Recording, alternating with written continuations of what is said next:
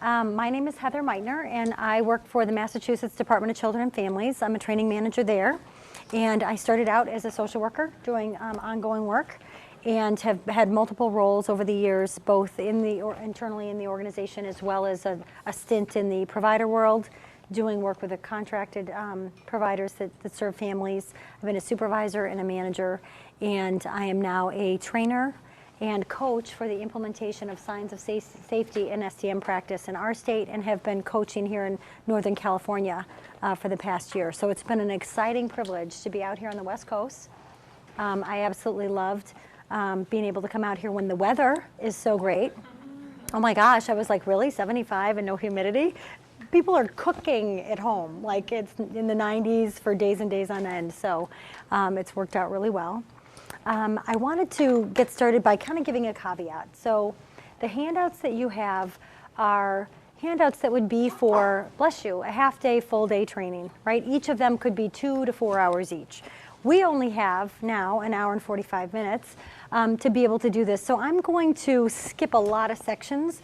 I'm not a fan of death by PowerPoint. I don't know if any of you are, but I prefer to try to hit the key target points. I think the most important thing is practical application, get into a case example, and then I want to have more discussion with you guys if possible. It's a lot of information in a short period of time, but I'm going to see what I can do to try to make it feel like it's more didactic and not quite so just me talking at you. And initially we did the introduction to the morning group, and we're going to start actually with creating danger and safety statements here. Okay, so the first thing I want to ask is, how much exposure have you guys had to signs of safety and safety mapping in general? So scale of 1 to 5, 1, 2 being you've had limited exposure or no exposure, 2, 3 you've had some, 4, 5 you've had a lot and you're doing it. So who's kind of in the 1s and 2 category? Okay, great, helpful. 2s and 3s? Just trying it on, learning a little more about it. 4s and 5s where you've been able to do it a lot? Okay, very cool. So I've got a very mixed audience, and I'll do my best to train to all 3 different needs. If I say something that seems abstract or you want more information, feel free to interrupt and just ask a question, raise your hand, whatever. We want this to feel informal and for you to have the opportunity to really learn from each other just as much as for me. I want this to feel two-way street. So what we wanted to start with is that safety mapping allows us to collect the information about what's working well, what we're worried about, and what needs to happen, and organize it in a way that helps us internally get on the same page, and then even more importantly, get on the same page with the family and folks in the community who care about this kid and their family. So how we organize the information is one piece of it. It gives us a sense of our content about what we're worried about and our level of worry. How worried are we based on the information that we have about the patterns in the past and what's happened currently? We want to look equally at the patterns of harm, right? What are the ways in which this caregiver's actions have hurt this child in the past? And what are the ways in which the caregiver's actions protected the child and kept the child safe in the past? We have to equally assess both safety and danger. So this is kind of a quick review, but what we say matters, the words that we use matter. And so how we define danger and safety is really, really important. Yes? Can you turn your little thing on so we can hear you better? You know what? This is just for videotaping purposes, so I will speak louder so you can hear me better. I'm sorry, my voice, I've been doing this day in and day out, so my voice is getting a little bit hoarse. So forgive me for the laryngitis coming on. Poor Yuba County, by the time I get there on Wednesday, they're not going to be able to hear me at all. I will need a mic. But they are videotaping this so that they can share it with folks who weren't able to attend, or counties that are so small and so far away, I won't be able to go there. So I'll do my best to speak up. And please remember that too, as you're sharing examples, make sure everybody can hear you. So danger and risk are not on a continuum. Danger and safety are on a continuum, meaning the opposites of one another. So we define danger as the past acts of harm by a caregiver that have negatively impacted, right, hurt a child. And so it's really clear that we also think about not just the past, what's happened, but what are we worried could happen in the future? And so we're looking for the actions that have impacted the child in a harmful way.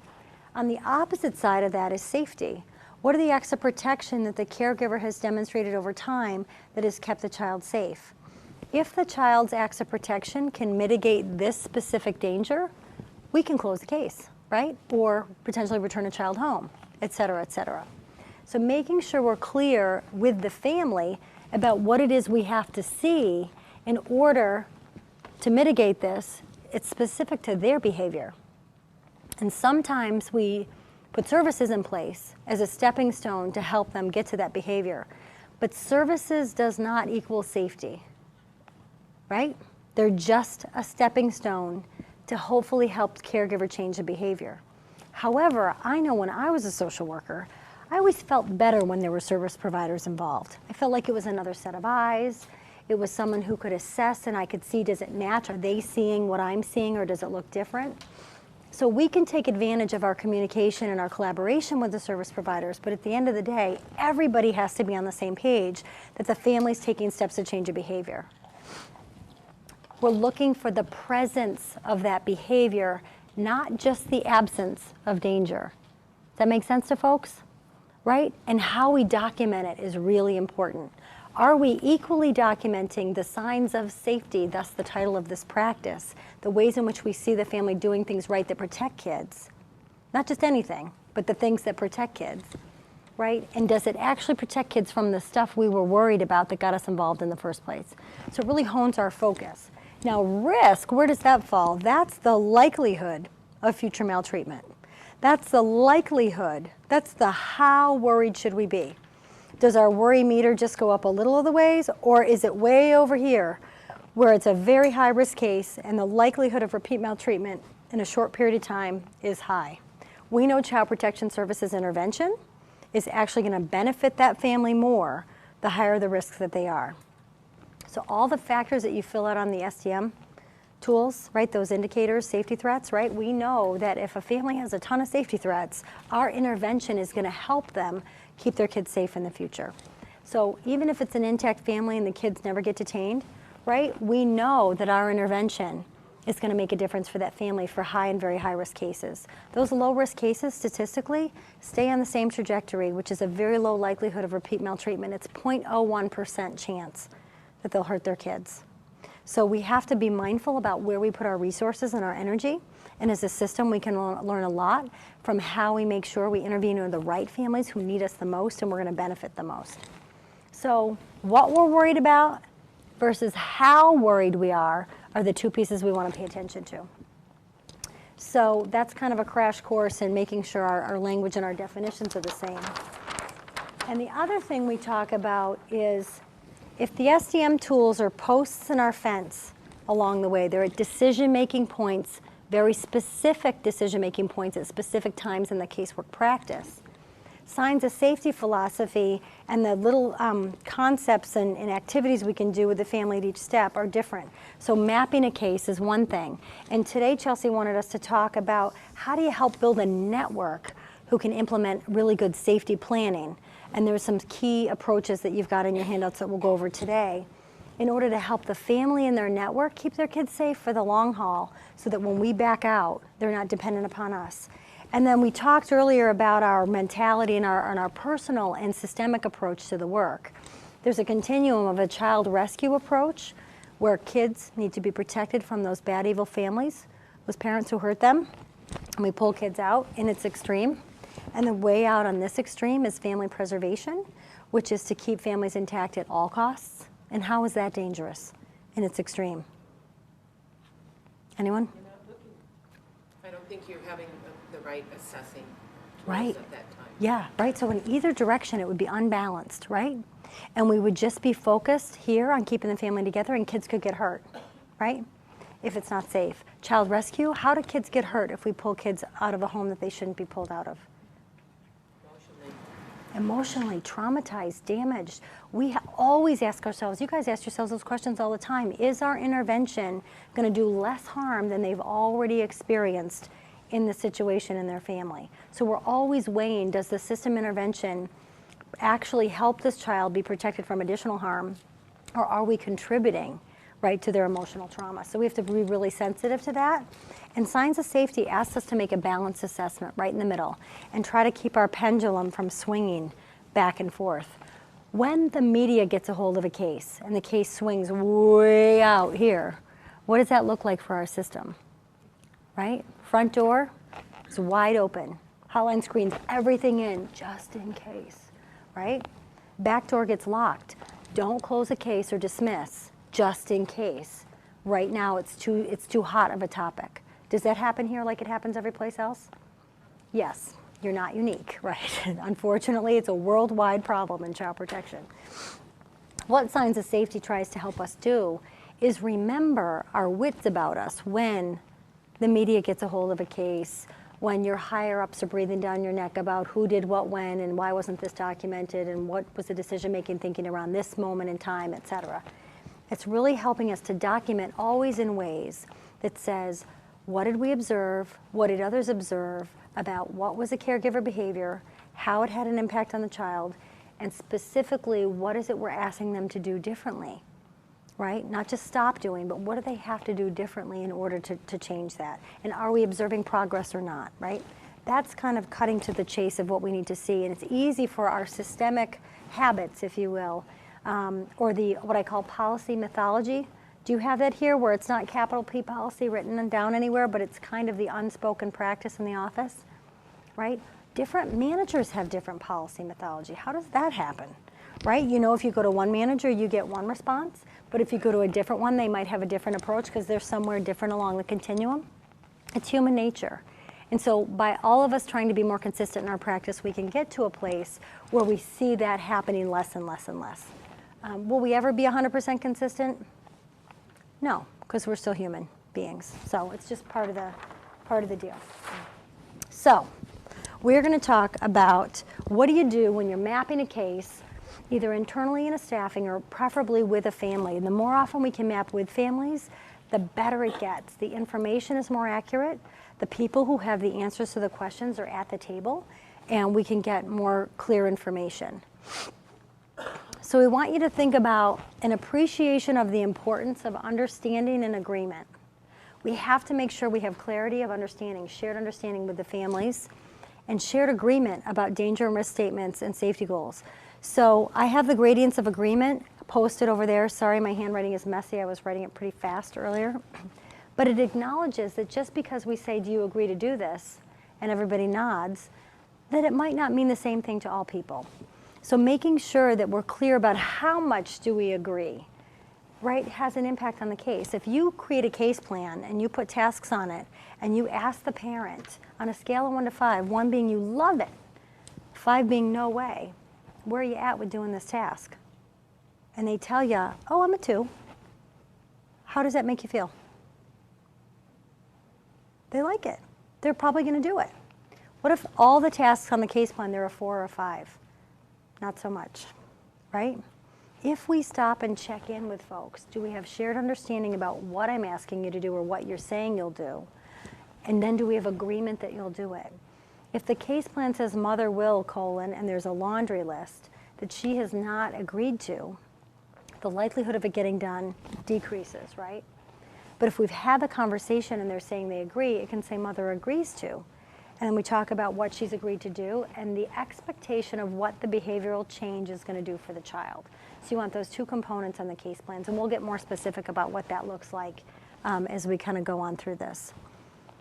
The collaborative process of creating the statements is really important, and we're going to give you some templates. Like you can literally kind of copy as you're new at this and trying it on, and then go from there. So this is our safety map. Does everybody remember the map? You've seen this before? Is there anybody who's never seen the safety map before? Because I'll go into more detail. Okay. So the definitions are up here. And what you're doing is you're basically saying, we got 3 questions. What are the worries? What works well? What needs to happen? And we're breaking out what goes north versus south on both sides based on that center question in the middle. What is the caregiver's actions, their impact on the child? Sometimes we can't find out the impact. Sometimes we're speculating what the impact is. Other times it's crystal clear and everybody's in agreement. But the more information we get to answer that question, the more clear it can be to us if it's really danger or just a complicating factor. I'm also mindful of when I say just a complicating factor, that we don't want to minimize complicating factors. It's very important information in the case.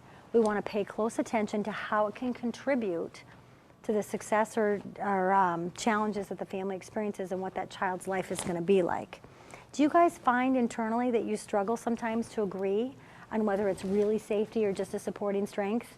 Yep, can I see the nod or show of hands? Yeah, right, so that's a normal part of adopting this practice. Every jurisdiction that implements signs of safety, it's like almost like we go through our own developmental stages of doing this, and over time you will get closer together on how you view it. However, you will probably never have 100% agreement. So that's okay, so you don't have to strive for that. Might as well just relax right now. There's always going to be dialogue. And what's important about that is there's a researcher from England named Eileen Monroe, and she's done 30 years of child fatality reviews studies, and she's found that the more we talk about it together, the more information that different parties have and contribute, the more we minimize error in child welfare practice. So when the provider has information that's different than the family's information, that's different than the department's information, the more often we're communicating about those things, the more likely we're all going to get on the same page about how we view this. Yeah. I'm just wondering if there are any counties with that grievance agreement, because I'm thinking of case plans that are signed or not signed. Yes. And sometimes I've gotten cases from other workers where the case plan is signed, but the parent claims, oh, I never even saw that. But here's your signature. So if we have that gradient and agreement next to their signature. I love that idea. You would actually know what level of agreement they had. Because if they're a 4, it says I'm not comfortable, but I won't stand in the way of the plan. And I can give you guys a 1-pager. I know I have it, or I believe I have it in the car. Brad and the gang saw my big boxes of handouts in the trunk. But it's a nice 1-pager, and it's really easy to understand, and the family can understand it. You can use it with the family.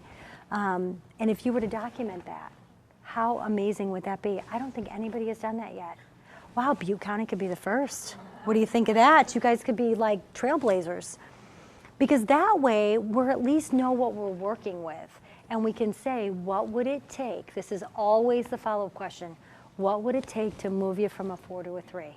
What would it take to move you from a 3 to a 2? Notice I didn't say 4 to a 1, because what does that do to families? Overwhelm, right? They freak out. But 4 to a 3, 3 to a 2. Oh, and supervisors in the room? How many supervisors do we have here? Anyone? Yes, it works really well in supervision.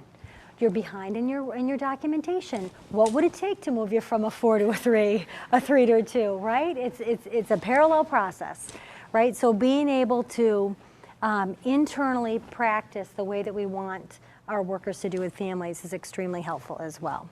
So what we want to do is get all of that information organized, and once we've broken it to safety versus supporting strengths, how do we summarize the bullet points in like 2 or 3 sentences?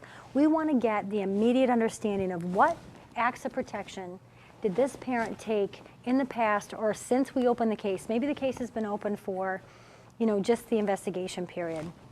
It's been 10 days, maybe 30 days, whatever. What have they done already that is protected the child from the harm or the risk, right? We want to acknowledge what's really working well and not fluff, the stuff that actually is relevant to the danger.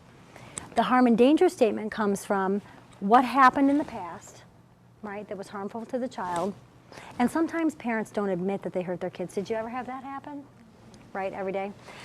So being able to say, we don't need you to admit or own or take responsibility. What we need you to do is partner with us for future safety, right? So if you were me, a child protection worker, and you read this report of abuse and neglect, would you be worried if you were a child protection worker and you read this?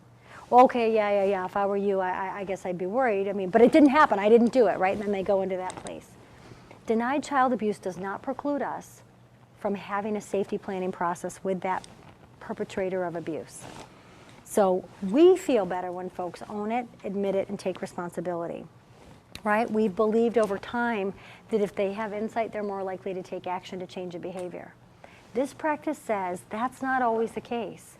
A lot of times our family go through therapy, they get some insight, and then what happens? They do the behavior again, right? So dad drives drunk with his kids. They get in an accident, child protection gets called, children's services goes out, and dad says, okay, I get it, I'm an alcoholic, I'm going to AA, I have a sponsor, thank you so much for helping me see my issues.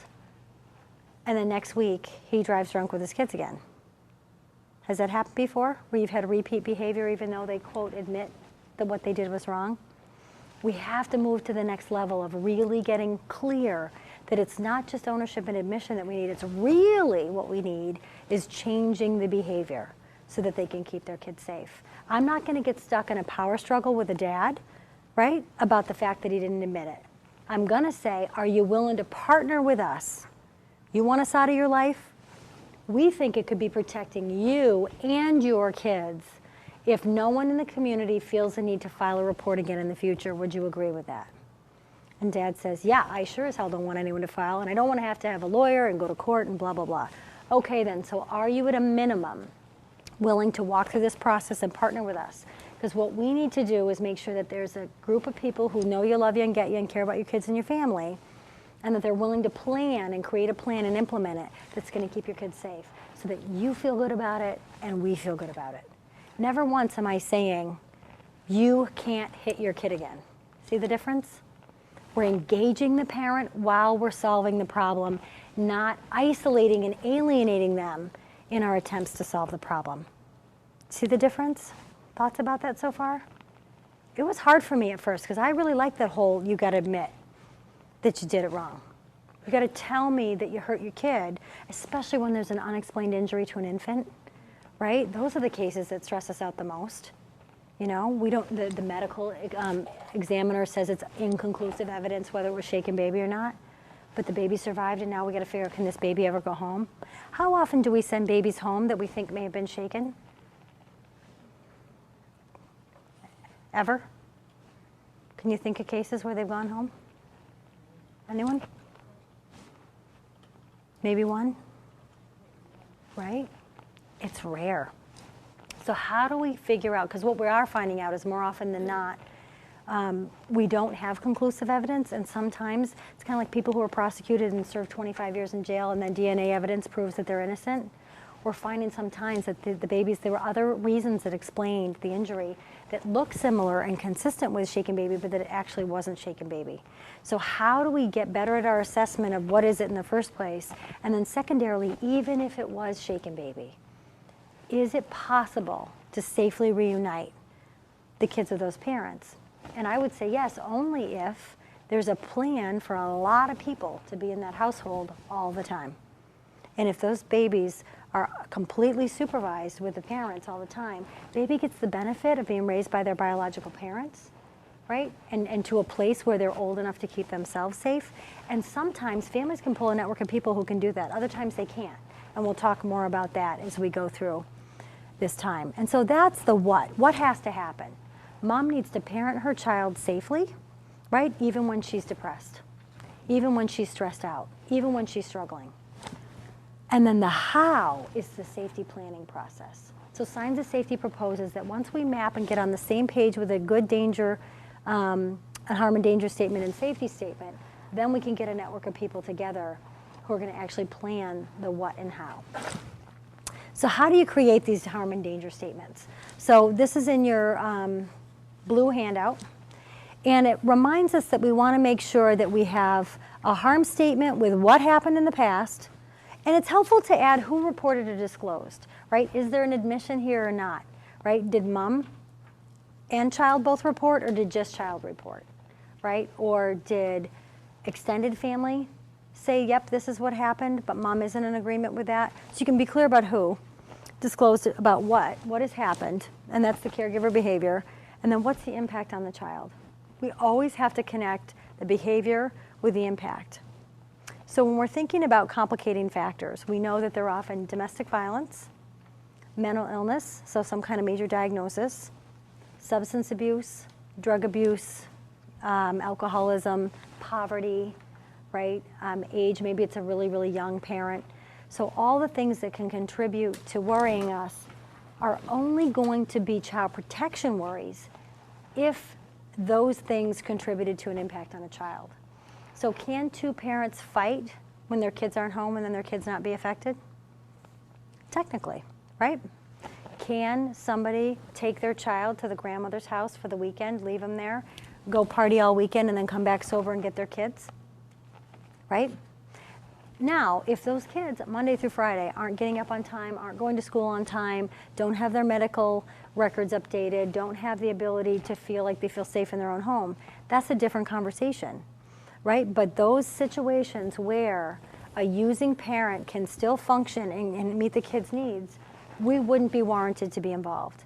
Ideally, would we like to see all of our clients clean, sober, medicated, in treatment, right? Absolutely, and most parents parent better under those circumstances. However, you have those parents that even when they're clean and sober, not so much in the parenting role with their kids, right? They still can't seem to do that. So you want to make sure that all of this incorporates physical, emotional, health, welfare of the child, regardless of whether they're clean and sober or not. Can they still meet their minimum standards and sufficient safety for their kids? So Cheryl is someone that came in the morning example, so I'll give you the quick and dirty. Cheryl turned on the gas of her home stove, locked herself in the kitchen, which exposed both the kitchen and the rest of the apartment to high levels of toxic fumes. Both of her children were home at the time, were exposed to the high levels of fumes, and lost consciousness as a result.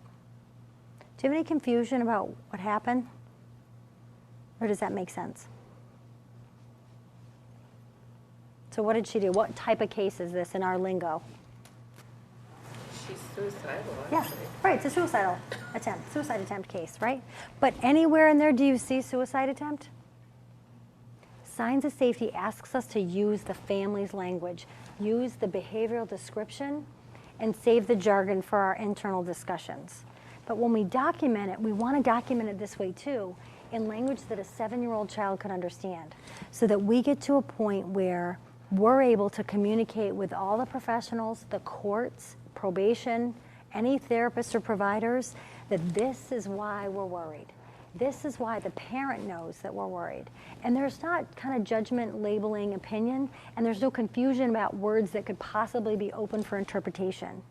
Or just, the word suicide attempt could mean 100 different ways that they did it, right? This specifically, we know she turned on the gas in her stove. And what we also know about Cheryl through an interview is that she put the girls in the other room, in the living room, opened the window, shut the door between the living room and the kitchen, and then went back in and turned on the gas. Why would it be important for us to find that out? She's safety, protecting the kids.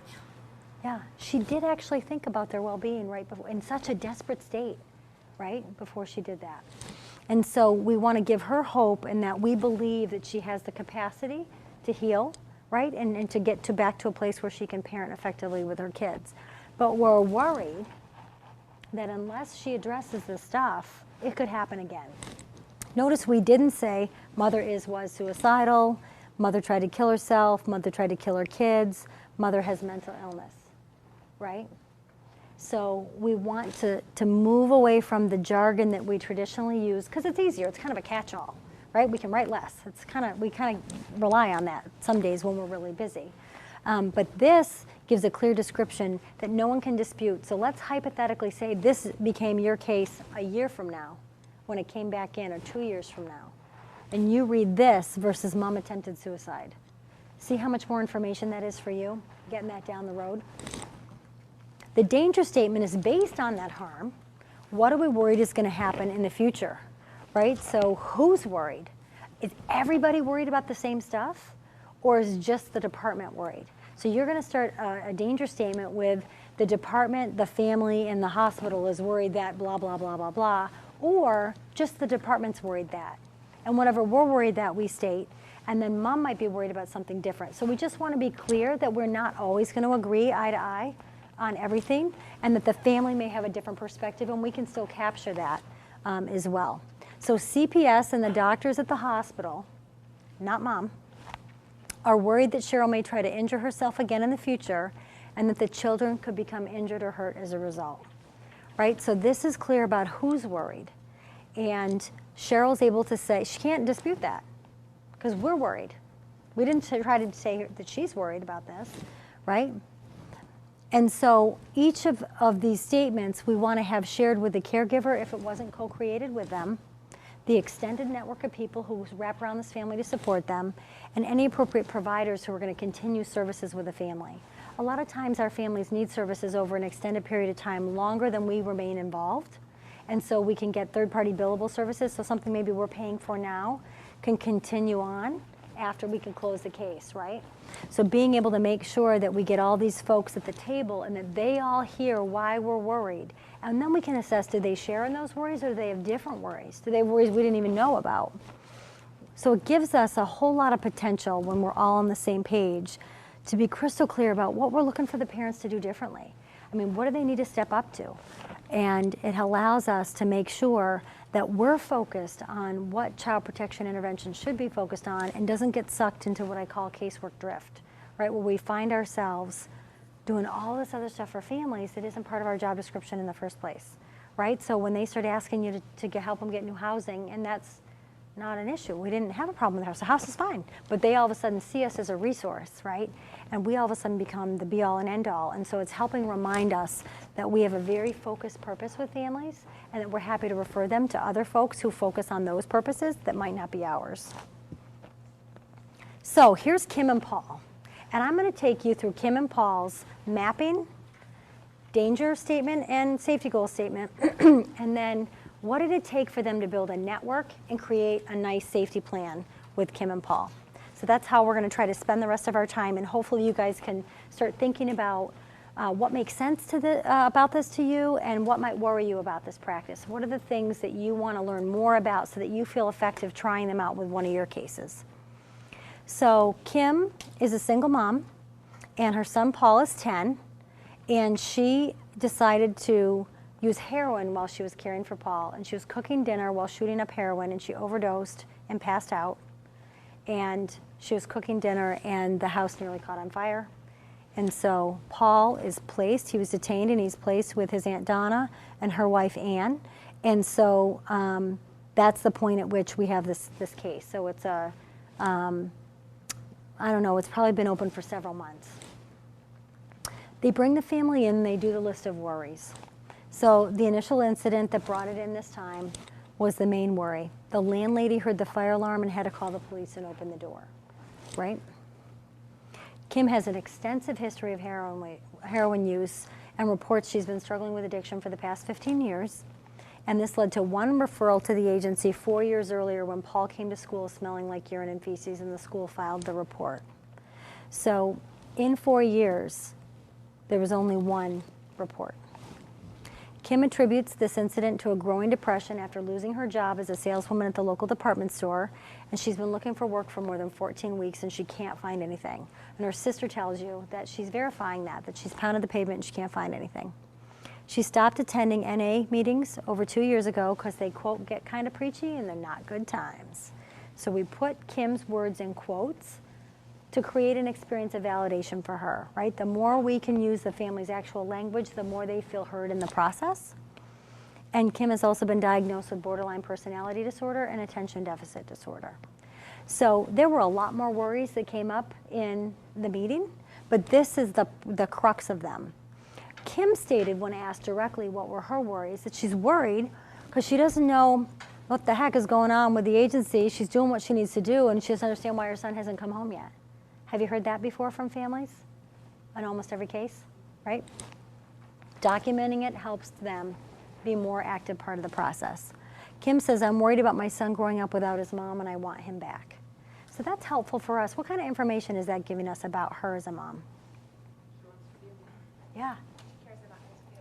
Exactly. She's thinking about him. She cares about his feelings. She recognizes it might be detrimental to him in some way to not grow up with his mom, right? She appreciates her sister's help, but that Donna can be a, quote, know-it-all, and it's hard to work with her sometimes to take care of Paul, right? So that's acknowledging that their relationship as siblings isn't perfect, and kinship care can be really hard and stressful on a family. So we've captured all the worries, and we have to write a harm and danger statement.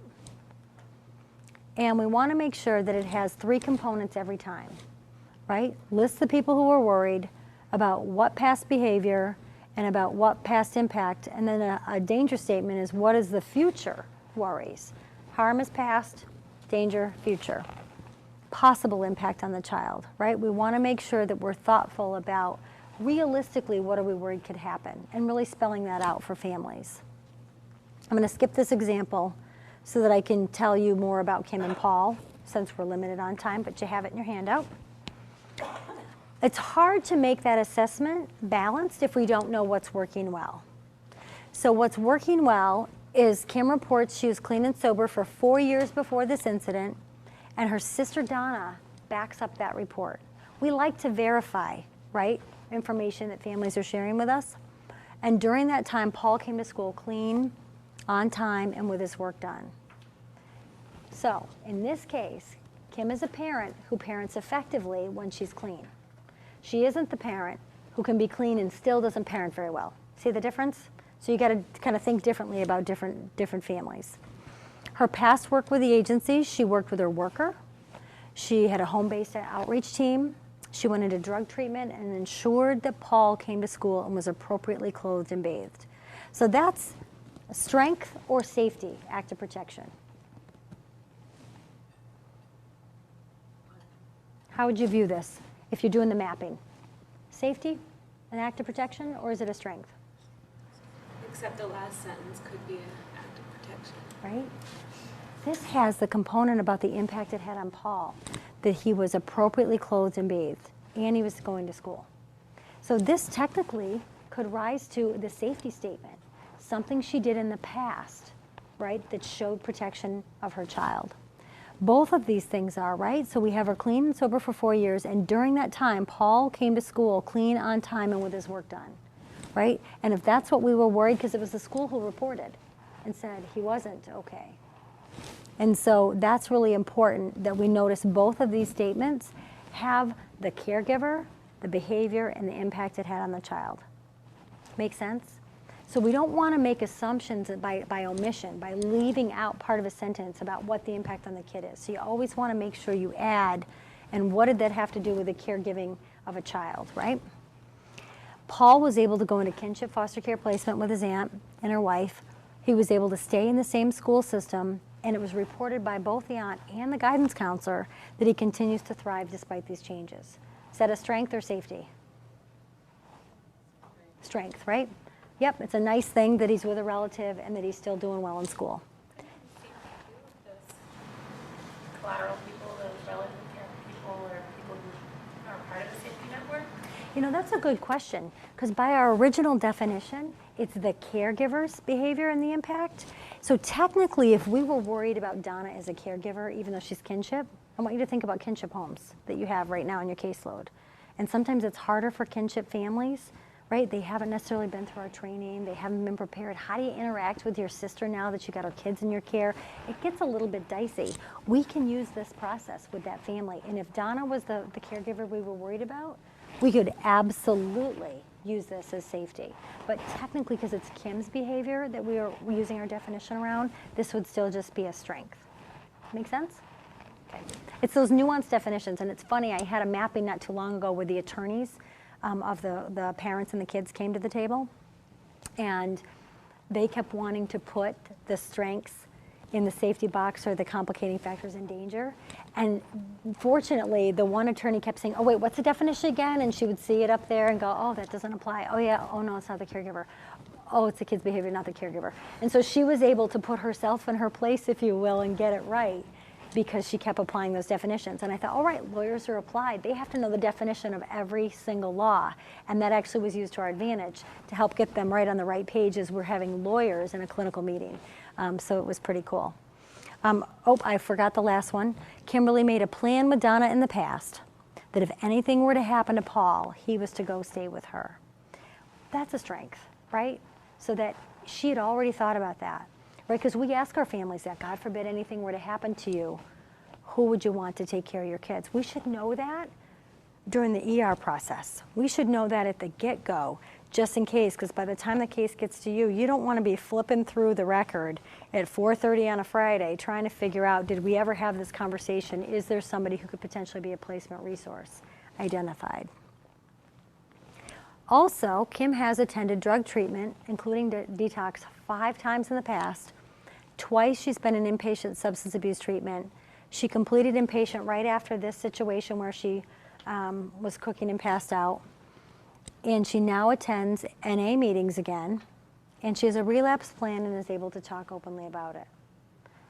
That makes us happy. We like that. However, we want to know what that relapse plan is and what's Paul's role in it. Did any of you think about Paul being 10 and that it took the landlady to call 911 and break the door down? Okay, tell me what went through your head there. About him not calling? Yeah. What stopped him from doing so? Is Right. he delayed? Right, what do I need to know about Paul that he didn't take any action here? Maybe mom hasn't prepared him for emergencies, right? Or maybe, Want him called. Maybe he don't want to get exactly, right? You know, Maybe, don't call. maybe he's the kid who's sitting at his aunt's now in placement going, if I only went into the kitchen and got the stove, turned it off before it boiled over, right? Our 10-year-old Paul's gonna blame himself, isn't he? Very different than 14-year-old Paul, who might just be pissed, right? So getting the clarity about age and stage of development and wanting to ask questions for follow-up. What more do we need to know about that? What do we need to know about the relapse plan and how it's really gonna keep him safe, not just her from using, right? So there's a both and there. Donna and Ann have been able to help Kim financially, and they're willing to continue to do so. Okay, I'm just gonna, for the record, that almost never happens, right? So that's a unique circumstance for this case. Right, right? Like they're trusting that she's gonna pay her bills and rent and utilities in this case. So that's information for us, right? We know that Donna and Ann really believe she can do right by this process when she's clean. Kim is in individual treatment, attending regularly, taking her meds. She states, I want Paul back and will do whatever it takes to make that happen. Paul says, I love my mom and I want to be back with her. That's helpful information for us to know. Donna and Ann said Kim's a great mom, that she'd been doing really well, and we think she can be clean and sober again. If Kim and her sister and her wife were telling us the opposite, that's information for us. When we get to know the extended family and the supports in their life and they're saying, oh yeah, no way, no, right? And she only has 4 weeks, not 4 years of sobriety under her belt, right? We're gonna take a different approach with that family. We're gonna have to put much more rigorous safety plan in place than with someone that we believe has this kind of support behind them and belief. And the school hadn't had any problems to report with Paul since he's been in that school. He's been both in her care and in kinship care while he's been in that school, and the school didn't even really know. So he's doing very well. So we want to create a safety statement about what's happened to date, that's already happened, a goal about what needs to happen in the future in order for us to feel the child's protected, and a plan for how that goal is going to be met. We oftentimes say, this is what we need to see, but we don't define how we want them to do it, or they don't think their way through. Like, you know what I mean? Sometimes we might make a laundry list of things, but we don't really take the time to make sure we checked for understanding and agreement, and that's important so we can get to the how. So wanting to make sure we have the behavior of the parent and what they've done, the impact on the child in their language is really key. When we write goals like this, safety goals, about what we want to see happen, we want to avoid dead man's goals. How many have heard Phil Dector train? He's the one who kind of devised this, so a few of you have had exposure. It would mean, in this case, Mr. Smith would have to be dead to 100% guarantee you he wasn't going to hurt Billy. So we unfortunately set up Mr. Smith. When we frame our goals, Mr. Smith will not hurt Billy. Mr. Smith will refrain from abusing substances. Mr. Smith will right? So we want to make sure that we create action goals. Goals that specifically state what the parent is going to do that's hopefully different, as opposed to what they're not going to do. I had a mom say to me many years ago, so let me get this straight, Heather. I've been drinking for 14 years, and I've only been a parent for 10 of those years. I've never not been drinking when I'm a mom, so I can stop drinking, but what am I supposed to do when I'm not drinking? And like my little light bulb went off in my 22-year-old head. And I was like, oh, that's a really interesting thing to think about. And I had to rephrase all the case plan tasks to be what she's supposed to do as opposed to what she's not supposed to do, right? So what did it mean to supervise her kids, to make a daily routine so that they knew what to expect, that she would put meals together for these kids and that they didn't have to fix their own food, that they weren't waking her up in the morning, that she was setting an alarm and getting out of bed and getting herself cleaned up in order to do the same for them. I had to spell out all of those things for her. And so that's an action goal. Right? Mr. Smith will discipline Billy only in ways that won't hurt him. And then we're going to find out about the exceptions in that home in the past that have allowed him to be able to actually be parenting in a way that still disciplined Billy but didn't physically hurt him. Did they use timeout? Did they use rules, rewards, consequences? What are the things that they've done? And we have to find out what worked well for them. And if they don't have any answers that kind of are sufficient for us, ask them if they're willing to try on some new techniques. Maybe one of our service providers, that's the goal they're going to work on, right, with that family. Making sure that family members will work together to keep Billy safe. We're not just relying on Mr. Smith here, because Mr. Smith's been open like a revolving door 6 times, right? We need to do it different this time. We want Mr. Smith to have a support network of family and friends. We're going to work together to help him keep Billy safe. And that when they're able to vouch that he's doing it, we feel all that much better about the circumstances. So those goals have to make sure that we're going to identify what's sufficient safety and that we operationalize them so that they don't leave us any less reassured that the dangers have been addressed. Have you ever been in court and the opposing counsel has you're testifying on the stand and said, Your Honor, my client has done every single one of these tasks on this case plan and still the department won't dismiss and return this child home. Still, the department won't close this case. Come on now, let's see it. Yes? Happens all the time. We unintentionally get slayed by our own service plans, case plans, because we put a bunch of services that didn't explain the behavioral change and the impact it had to have on the child, right? So it can say, participate in psychological evaluation with so-and-so provider. Attend therapy weekly with such and such provider on such and such day and time, right? Maintain sobriety, refrain from using meth, go to this treatment program, make sure that they meet with us monthly, right? Think about your laundry list of the drop-down box of services. Those things can still be done and the behavior around how they parent their kids not change. So what we have to do is get creative about sitting with that parent and figuring out what specifically do we want them to get out of therapy and how it's going to affect their ability to parent their kids. What is it we hope to walk away with when we get the evaluation results and we find out that they've attended their treatment meetings or their med appointments and they're taking their medication? So it's taking it all to that next level of connecting those dots back to the danger and safety that we have to see, the safety that mitigates the danger that we have to see in the home.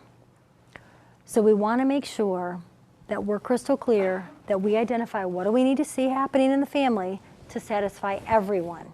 The court's going to be satisfied, the family's going to be satisfied, the agency's going to be satisfied, the kid's going to be satisfied, that the child protective concerns have been addressed and the children will be safe enough in the care of parents or caregivers. So we have to make sure they're directly related to the danger statement. We don't want to use generic terms. We want to describe the behavior. Be specific and describe what we're expecting the parents to do differently, as I said, rather than what we want to stop them, see them stop doing. Be collaboratively made. The more often you can write them with a family, the more buy-in you're going to get on our gradients of agreement, right? They're going to be in that 1, 2, 3 range. And to write in straightforward, measurable language. That piece is really, really key. Questions so far? I know I'm flying through this. But does it making sense? Okay. So here's Cheryl.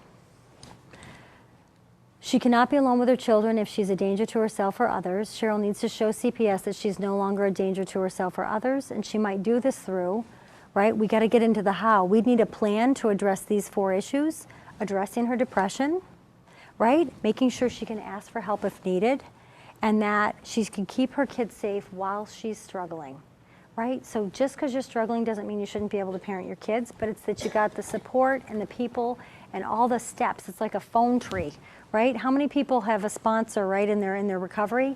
And then when the sponsor's not home, they go, I tried my sponsor, they weren't home, so, you know, I couldn't help it, I used. We like them to have more than just one person to call. Because what if it's after hours and you're not at your desk?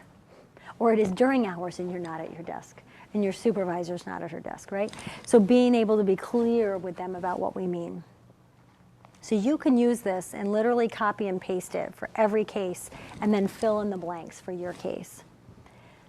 So-and-so, that's the parents, will need to work with CPS and a safety network of family, friends, and professionals to develop a safety plan that will show everyone that, that's where you fill in the danger statement for your case. CPS will need to see the safety plan in place and working for a period of at least X number of months so that everyone is confident that the safety plan will keep working after CPS withdraws. Right? This is a plan that's not temporary because we're temporary. It's permanent because we're temporary, and we want to move along. So this is the danger statement for Kim and her family. DCF, Donna, Ann, and the treatment team at the hospital, notice not Kim, are worried that Kim might use heroin again when she's caring for Paul. The nexus. We don't care if she uses, we do, but for practical purposes, we care most when she's caring for Paul.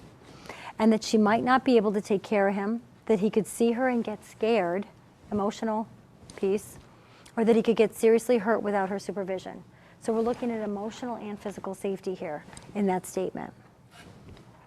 Separate from that, DCF, Kim, Donna, and Ann and the treatment team at the hospital, so that's everybody's worried, that Kim may continue to struggle to find a job, that she may get depressed, and she may start using drugs again, and that Paul could get scared or seriously hurt. Right? Kim harped with her social worker on the fact that if she just hadn't lost her job, she'd still be clean. Right? Now, we have to believe that because it's Kim's experience, and we need Kim to get that even if she loses her job, we don't want her to go through this cycle again. Right? We want her to have a plan that's going to keep her safely parenting Paul, even if she loses her job in the future. Jobs can come and go. So we want to acknowledge that that's a worry for us and make sure part of our plan addresses it. Does that make sense? Kim, Donna, Ann, and Paul, that's all the family people, not the professionals, are worried that DCF won't see all the good things Kim is doing and has done, and that they might not be willing to have Paul come back and live with her. Yes? It's the best, because I think that's kind of a key thing that I see. So it's the best way to help clients shift away from sort of that I'm a victim or, you know, I mean, that kind of mentality, or it's not my fault. That's so hard to. And that's really common with a lot of our cases, isn't it? Where there's some external factor that they're blaming, right, that gets in the way of their best parenting. I think as long as they're able to see that we have both things listed, we can slowly move them there. Sometimes we get stuck until mom admits that it's not having a job, we're not closing the case. So what we're trying to do is go ahead and forward with the creating a network and planning, and that through that process of taking new steps, her insight's going to change. So instead of assuming insight has to become before action, if she just changes her actions, she might get some new insight. See, we're reversing that. And for us, tick, tick, tick, we have a federal clock that is ticking, right, that tells us we have to get this family to a different place in order to avoid a termination of parental rights. And what we're telling the families is it's not our job to get you there, it's your job. And we're going to back you 100%, but that we need to see you take immediate action in order to do that. And we literally walk around the conflict around our insight and the philosophical piece where we wish that they would admit. Does it always work? No, nothing always works. Because if we had a magic bullet, wow, well, hey, right, we'd be out of business. But we don't. So what needs to happen next? Yeah.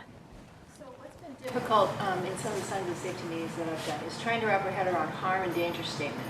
And what I'm seeing here is that you've wrapped the harm into it. Yeah. And the other thing is, you know, the idea of coming with a danger statement to the meeting so that the social worker is primed with, you know, the specifics. Yep. And then continuing to be collaborative with the family in developing the statement. I think it's a beautiful way to do it. If you're going to have an internal staffing first, which a lot of folks do, bringing that to the table, and instead of saying, it's kind of like a case plan, hey, I just developed this on my computer and I just need you to read it and sign it, right? That's a very different experience than I have a blank piece of paper and I'm going to sit down with a mom and we're going to co-create it together. Even if I've thought my way through it prior, so we've done an internal mapping and at a staffing and I know what the danger is versus the safety like in my own head, instead of saying, hey mom, we did this without you, because that's the implication. We don't say that, but that's the implication, that she walks away feeling like, well, when was that, and who was there, and what was said, what was written down. It says we are thinking our way through what we're worried about, what's working well, and we start with their perspective. What are you most worried about, right? And then we can value add to it and make sure that our statement reads in the both and setting, both our worries and the worries of the family. Does that make sense? Because I think that some counties were talking about how do we really try to do this with more families. And some folks, the complexity of the case matters, right? So there's 6 kids. It's a huge family. All their generations have been involved with CPS. They worry us the most. It's keeping me up at night. That might be a family you bring in and you have someone like Chelsea or yourself facilitate the meeting. Other cases, the social worker feels confident going out and doing it in the home, right? It's less complex. Maybe there's fewer players, or they're a family that's fairly new to us, and we don't have the same level of worry.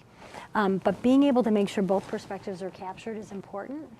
And this process in and of itself makes the what needs to happen come a little bit more smoothly, right? So we've already got a little bit more buy-in, and we've also seen the families, it just de-escalates, right? So there's one case at home where this dad, he's the worst of the worst, you know, he's so angry, and he's holding a grudge for his case being opened 4 years ago, something an investigator said or did when they went out, and then another time fairly recently. So he had his case open with his biological kids, and now he's remarried, and it's his wife's kids. And so it's like this guy, everywhere he goes, he's getting involved with CPS.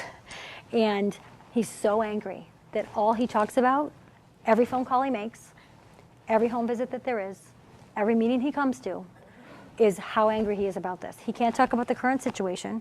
He can't talk about the risky behaviors that his teenage girls are taking now. He can't talk about the situation between him and his wife and the violence that his kids have witnessed. But he is all about screaming and yelling about the anger.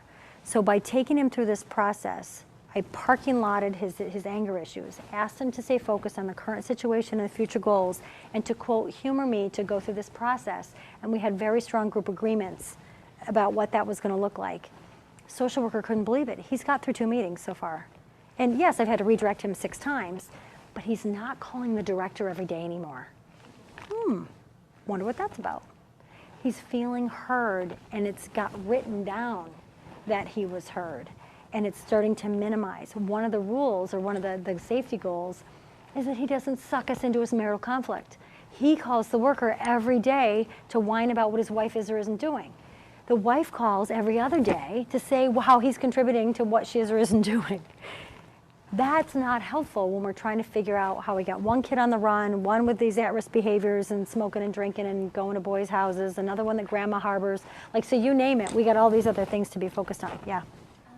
Just out of curiosity, have you ever seen this process work with a set of parents who are no longer together, and there's a long history of DV, and there's now no contact order? We do. Thank you. Yes, thank you, because that's a lot of our families, isn't it? So the cases where we've done that, we've had 2 parallel meetings where we have meetings with dad separately and meetings with mom separately.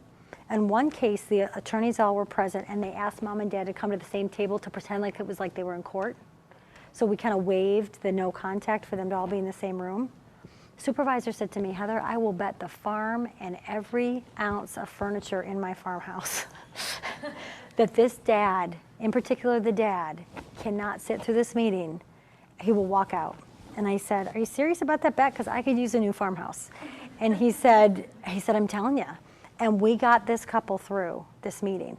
And the main focus is the facilitated process, the rigor in the facilitation, and then most importantly, so what? So what are we going to do so that your son, who dad currently had custody of, mom was like homeless and bouncing through shelters, and this little boy is just trying to get up and go to school every day. He's 10. And they had a photograph, an 8x10 photo of him that they set in the center of the table. And you know, that practice can really be effective when people lose their focus very quickly, right? So it's can't fight with each other, and instead it's about both of you have in common that you want your son to be safe and raised in a healthy environment. So we do parallel meetings where there's parallel parenting. We bring them together when there's co-parenting. But you always have to do a safety check. When you're talking about domestic violence, it is critical that we get a current assessment of who's worried about what threats. Is there anything that might make them have future risk for themselves? A mother, for example, in this case where a father had been abusive to her, does she have any fear that this meeting could contribute to her being unsafe in the future? And making sure that we're not having them communicate together at the same table if that's the case. In some cases, mom didn't even want dad to know we were having any such meeting and that she was even cooperating with the agency because that would send him over the edge. So you have to pick and choose and really think your way through that clinically. But what we wanted them to do is each create the list of people in their network, and then from there, what the plan would be. So in this case, their initial conversation about what needs to happen is here. Then I'm going to take you through the network building exercise that they did and how that worked out, and then what was the final plan that they came up with. So just to kind of wet your whistle, this plan states that Donna, Ann, Kim's therapist, Sam, all agree that they'll be part of Kim and Paul's safety network. You got to name who's going to be involved to help make this work. Kim will begin supervised visits with Paul at Donna's home, with either Donna or Ann always there at the same time. Wow. The supervised visits are going to be at Donna's house. Who's not supervising the visit? You, the worker. How cool would that be? Not every case would we have that kind of relationship with the extended family, but sometimes we haven't even explored it as an option. So this is just asking us to think about, can we in this case explore that as an option? And if so, what would it have to look like? And here it says, Donna and Ann will cancel a visit and call DCF if for any reason they're worried about Kim using drugs again. If we stopped right there, that leaves a lot open for interpretation. What does Kim look like different than your other clients when she's using drugs, right? So we want to get crystal clear about what to look for. Reasons for canceling the visit can include if Kim has slurred speech, if she's having trouble standing, or if, quote, she's just acting stupid. That's her son's way to describe what's mommy like when she's using drugs. Oh, she just acts stupid. So it's an inside joke with the family, and we captured their language. But we know that if she's slurring her speech or having trouble standing, those are the first two indicators that she's high. And so everybody looks different when they're high, and we want to be clear about each family what that means. Now, we can trust Donna and Ann to know that because they're her family. They've seen her high on and off for 15 years. We haven't known her that long. This makes us feel confident that Donna and Ann are going to be the first to know, even before I might, that she's high. In a different circumstance where the family members are oblivious to that, that would be an issue, right? Kim will continue to meet with Sam, that's her therapist. Sam's going to call both DCF and Donna if he's worried that she's using again or if she's not coming in for an appointment. I'd push that too, and I'd want to know, what is he doing? Therapeutically, what are his goals with her, and do they align with what our worries are up here around the depression piece, around her ability to caregive when she's struggling, how to ask for help, things like that. Another thing that we've asked Sam to do, who's the therapist, PS, and not the social worker, is to do words and pictures with Kim. Has anybody heard of the words and pictures activity in Signs of Safety? I didn't think so. It's a really cool way in which, you know how 3 houses is the way that we collect information from the kid and share it with the parent? Words and pictures allows the parent to write a story about why you got involved with DCF and why you're in care in an age-appropriate way. And then the kid can draw pictures to illustrate it. And that 10-year-old Paul isn't blaming himself anymore. Mom's taking the responsibility and sharing what it is that happened. And so it would be, once upon a time, and da-da-da-da-da, the date, Mommy had a bouncing baby boy and his name was Paul. And this and this and this was good, and this is what was happening in our life. And then one day, Mommy got depressed. And when Mommy got depressed, she used heroin. And heroin makes her act stupid, whatever it is, right? And Mommy wasn't able to care for Paul's needs. And the day that she used while cooking dinner, the police had to come, the fire department had to come, and Paul went to be safe and live with Donna and Ann. Mommy's working very, very hard to do everything she needs to do to make sure Paul can come home. Like, that's the kind of, it's literally like a book, maybe 8-10 pages long, you know, depending on the situation, that just puts it into very simplistic, age-appropriate, developmentally, you know, appropriate terms that gives Paul, from his mom's perspective, the story so that she's telling him directly and he gets a sense of that. So that's something she can be really proactive in therapy, using that time so that there's a therapeutic benefit for Paul. Then DCF will refer Kim for a job placement program, right? That's us acknowledging her worry that she needs to have a job. And we want her to have a job. We want her to be able to provide for her family so that her sister isn't helping out.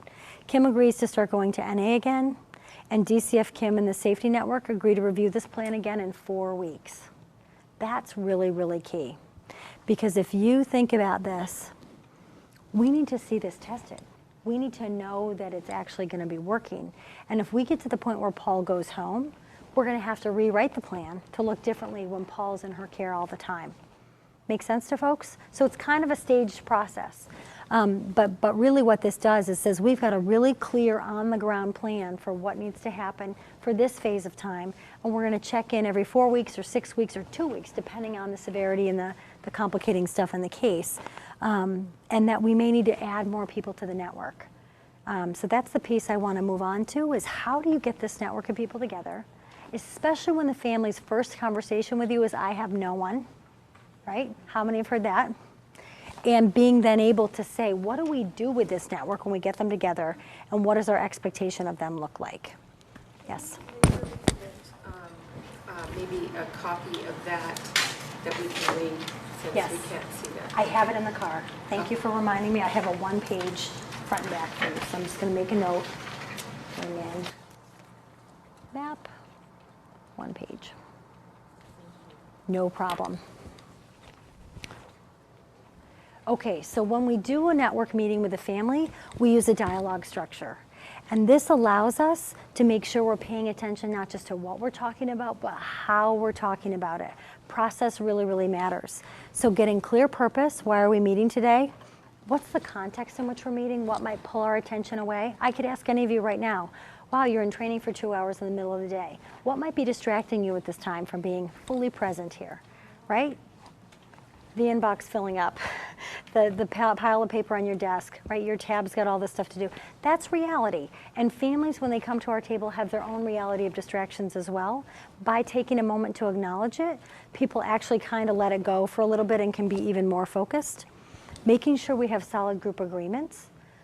Making sure that we have a plan for someone to uphold us to those agreements. Maybe it's the facilitator at first, but you want everyone to take shared responsibility for the success of the meeting. Whether you're the leader in the room, whether you're a family member in the room, whether you're a worker in the room, everybody has to contribute to this successful process of the meeting, right? Families need to be clear about why they're there, so they're also clear about why they're not there. If they think they're coming in for a plan for their kid to come home and you're just doing mapping today, they need to be clear about that up front so that there's no setup. Making sure that all the right people are at the table who should be, and if not, we're going to have another meeting to get those people there. What are our desired outcomes? What are we going to walk away from this particular time together with? A plan, a decision, a list, an idea, all those solutions, right? Desired outcomes should be nouns and should be really specific so that we can measure at the end, did we do what we said we were going to do? So in this case, if it's mapping, it could literally be organizing what we're worried about and what's working well, and then consolidating it into a clear harm and danger statement and a safety goal statement. And that's the content. What are you actually doing in that meeting? The next steps about what do we got to do following this meeting and who's going to do what by when. And then what we call the plus delta. Pluses are what was a success. This is the feedback. What was helpful, what was a strength, what should we do more of. And the delta is the Greek sign for change. What do we need to change or upgrade when we meet again next time? And if there's any deltas listed, you start your next meeting with this is how we addressed your deltas, and so that they feel that they were heard and respected. This is how we're using for all meetings in our agency now. Every internal meeting, supervision, staff meetings, unit meetings, training, and then all the meetings that we're having with families. So foster care review is using this. All of our clinical review teams are using this. Every single meeting we have is now structured in a way that helps us feel more efficient, more productive, more focused, and that everybody's feeling like, yes, we're getting the task done, but the relationships at the table are being respected in the process, and that we're having less kind of friction because people didn't get a chance to say, I was here for 2 hours, and I thought we were here for one reason, and apparently you thought we were here for another reason. Have you ever had that meeting where you walk out of a meeting, you weren't sure why you're in the meeting? This cuts down on that. Just a recommendation. So I'm going to go back out of this and get to the actual network circles. And this offers a great tool for us to be able to think about bringing these folks together in a really concrete way. So there's that thing again.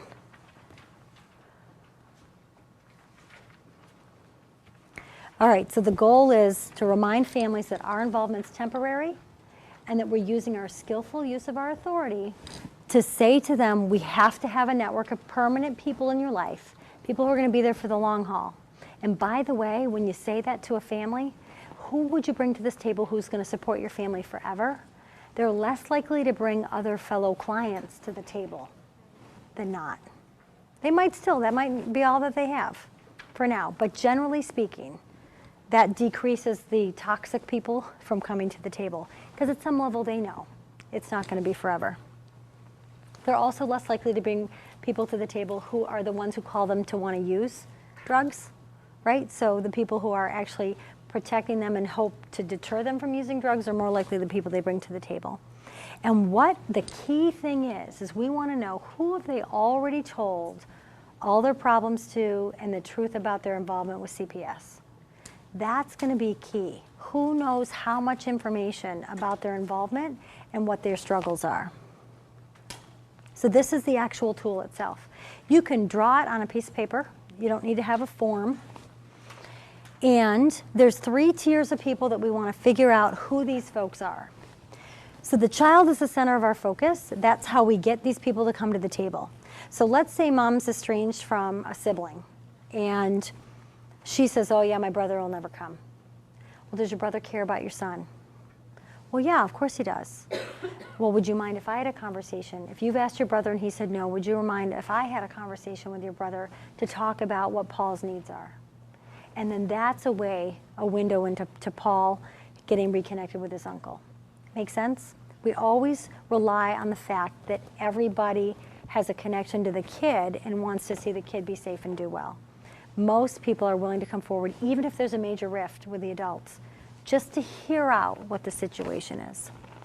So we got to find out in the first tier, people who know everything about the CPS involvement, people who know a little bit is the second tier, and people who know nothing but they're in their life every day. Who are those folks? And we want to build a safety network of people who are really pragmatic in their life.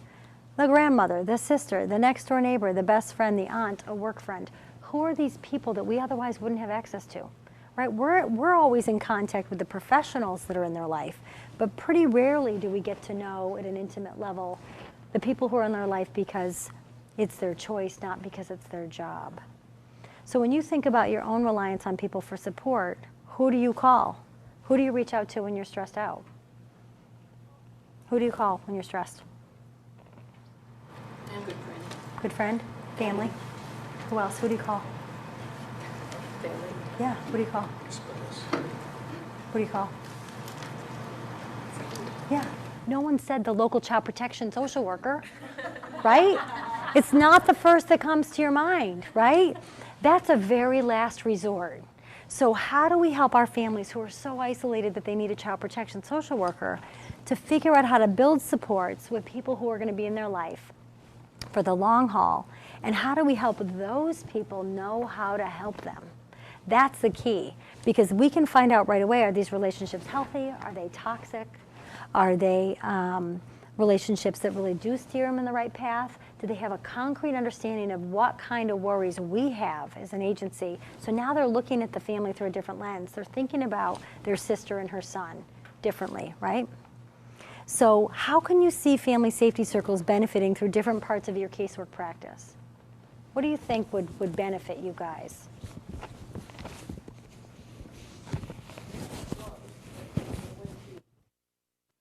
I mean, it would be nice to have, for the clients to have other people that they're always, asking and getting help from instead of you being The sole the person. sole person to solve all their problems. Plus, it's kind of, it's not healthy for them to believe that we can do that, or That's that, right. they need to know that they're in charge of that. And I think many times they attribute, the social worker, everything else, and although that may make you feel good, that's really not what you want. Well, no, it builds dependency instead of healthy Exactly. interdependence with their community, right? So if Hotline were to ask, geez, is there anyone? And you even just get one name at that point, and then you get it after it's gone through emergency response or an investigation, or you're kind of getting it in this phase, right? And you've already got some snippets of information to build on. You know who to pull to the table more than you would have otherwise. It's setting you up for the next step.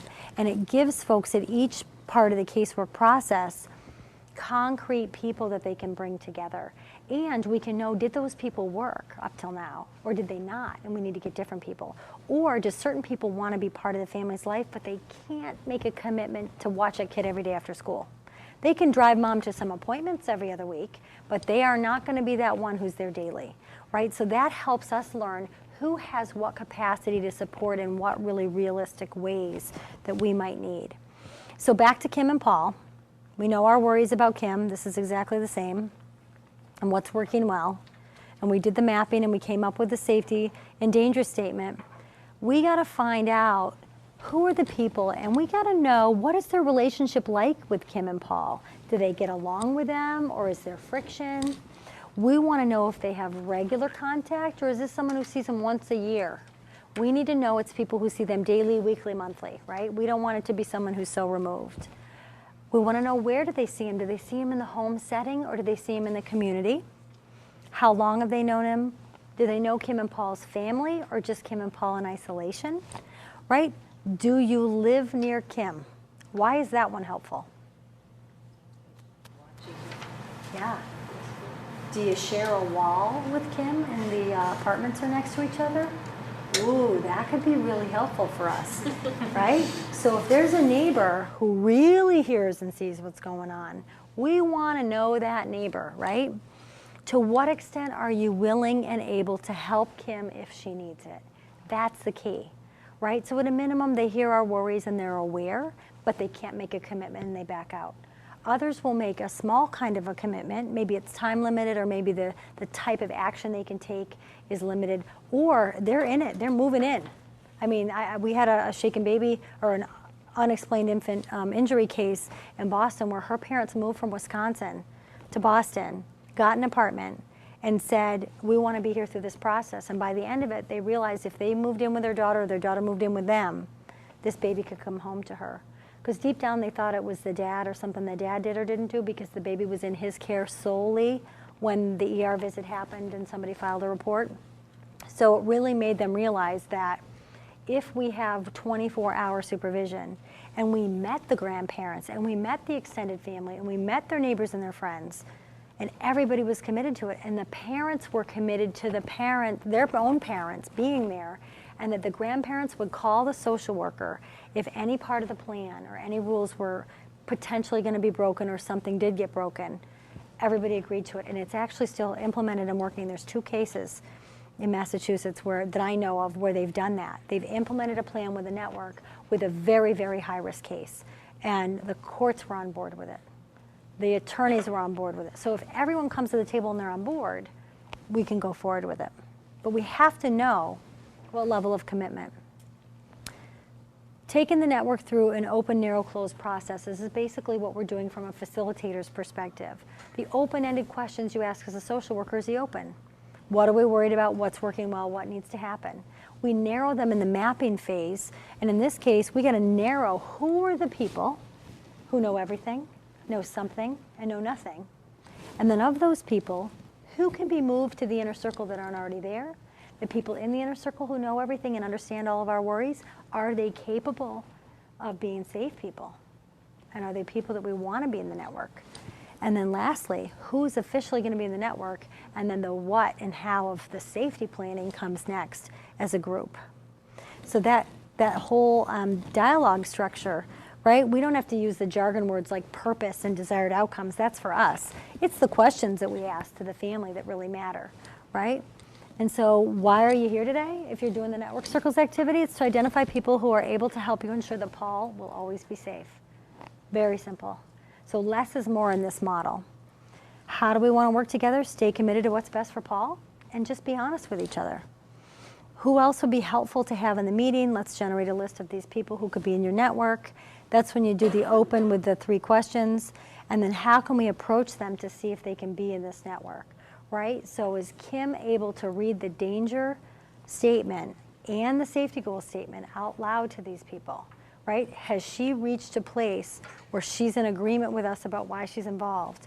And this process can take place over a couple of weeks, right? So you map 1 week, and then maybe a week or two later you come back and you do, you know, the 3 houses maybe you've done with the kids, and you report back and you finish that, add that to the mapping.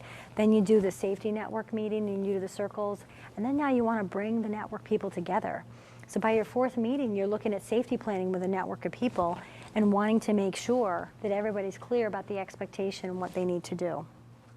So being able to then take them through the process, you want to start with what do you ask to find out who's in the inner circle. So in your handout, you have the little script, what do you ask and what do you do down below. So you ask, who are the people in your life, in your child's life, who already know what's happened that led to your child or children being in care or CPS being involved with their family. So you can use it with any kind of case that you have in any kind of, any place in the casework process.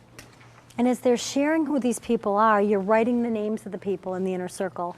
And you want to make sure that that center has the kid, maybe draw a picture of the kid. You can get creative, tape a picture of the kid, doesn't matter, you know. And that's getting the inner circle. Please note that at this point, it's an open brainstorming. So as they're rambling off names that make you cringe because you know them, or you know they have a Corey record, or they're dangerous people, don't stress, we're writing down everyone's name. And we're not asking them yet, what did you tell them, right? So we don't want to get sucked into that place yet. We just want to get the list of names and who they are to her and her child. Giving compliments along the way helps get more names. So if she starts to mention a few people in the inner circle, but she's struggling to come up with more, pausing for a moment to compliment her for her openness and courage that's been shown to date. So I imagine that must have been really hard for you to tell your mom the whole story about us being involved. How did you do that? What led you to the courage to do that? And so that gives a moment of pause where you're appreciating how hard this must be for the family, right? And then therefore, hopefully they're going to continue to start brainstorming further and then give you people in the middle circle. Who are the people in your life and the kids' lives who know a little bit about what's happened, who don't know the whole story but maybe know some of it, or maybe they know that something happened but they don't know any of the details, right? So if the neighbor saw the flashing lights and heard the sirens in the middle of the night, saw CPS emergency worker come and pull the kid, but they have no idea what the details were, that would be somebody who could be in the middle circle, right? Or it could be someone who maybe she said, yeah, my kid's living at my sister's, but that's all they know. They don't know why, right? So this is helping them figure out who are those people who are in their life regularly who maybe have some information. Could be the therapist. How many of your clients don't tell everything to their own therapist? Most of them, right? So this is helping them get really realistic about who have they really told everything to versus just some things to. And then the outer circle, who are the people in your life or kids' lives who don't know anything about what's happened? Maybe it's the school teacher. Maybe it's someone they carpool. Maybe it's the coach of the sports team the kid's on. Maybe it's the people she works with, right? So we're getting a list of people. Maybe it's extended family members, and we're going to identify them in the outer circle. So this is the kicker. You get everybody listed, and you're trying to figure out what if there aren't sufficient people listed in the inner circle that in your mind already you think there's going to be some tasks that this family has to do, and there's not enough people yet. Maybe we need some additional people who are in the the middle circle or the outer circle that we want to move in. So it's helping them understand that we are going to start thinking about how do we know when we have enough people? Because enough is going to be defined differently for each case, right? Some families, you just need 1 or 2 people to kind of beef them up a little bit. Others have to have a laundry list of people because there's so many things to do. So making sure that we have a conversation about moving them and how we do that is important. So who else from these outer circles do you think needs to be part of the inner circle is a great place to start. Is there anyone in these 2 outer circles you have thought about telling or come close to telling, but you haven't quite gotten there yet? Right, so appeal on their desire to do this anyway. Who would grandma, let's say grandma's already identified in the inner circle and she's a safe person, say needs to be in the inner circle with her, right? Who's grandma going to need to have support her, help support you? Who would the kids want to have in this inner circle? For Kim, who does Paul think is a safe person in his life? And when he says his Uncle Steve, who's her brother, who she's estranged from, she has to think differently about whether she's going to let Paul into the Steve into the inner circle, right? Who's going to help the child the most? Hey, you know all these people. I haven't met any of them yet. Who do you think I'm going to want to see as your social worker in the inner circle? They start thinking through our lens. Oh, well, I guess you're probably going to want the therapist, or I guess you're probably going to want my neighbor since they live next door. And then you start thinking better about moving people around. And then who of all these people do you feel most comfortable with, most understood by, and think would be most important to have us have part of the safety network? So it really is helping them think about, you know what you need to get through this. Who do you want to make sure is there to help you? And then we have to circle the safe people. Just because they're in a circle, which by definition means they know all the details, does not automatically imply that they're safe people. So that's when we have to have the nitty-gritty discussion about who's really going to be able to realistically provide support, skills, access, a car, whatever it is that they need, right? And we want to make sure that we're clear about who's safe versus who would we never want to have be in the network. So you can be in the inner circle, but you're not necessarily part of the network unless you're safe. And wanting to make sure that we have clarity from those people, right? We've asked her about how long she's known those people, and we want to, or vice versa. We want to know both parties' perspectives, right? So from her perspective, how long has she known this person? On a scale of 1 to 10, how confident are you that this person will be able to help you, right? So in this case of Kim, her friend Melanie was supposed to come to the meeting to do this activity, and Melanie no-showed for the meeting. So the worker said, wow, Melanie's like your best friend. And she said, yeah, she's a close friend. You know, Jenny's really my best friend, but you know, Melanie's close. Well, what makes you think that Melanie would be reliable in your network if she wasn't able to make this meeting and she didn't call you to tell you why today? You know, Melanie does that a lot. Melanie was going to go to court with me last time and she didn't show for that either. Oh, okay, we're seeing a pattern with Melanie. How about Melanie's still your friend, but she's not going to be part of this network? See the difference? Making sure we're clear that they spend enough time together, that it's not someone she only sees once a year. And the last question, what if everything was working the way you hope that it will? What role would this person play in your success? So really helping her think specifically about how each person might be able to help and support her in a way that meets the child protection worries. We've got to mitigate those dangers.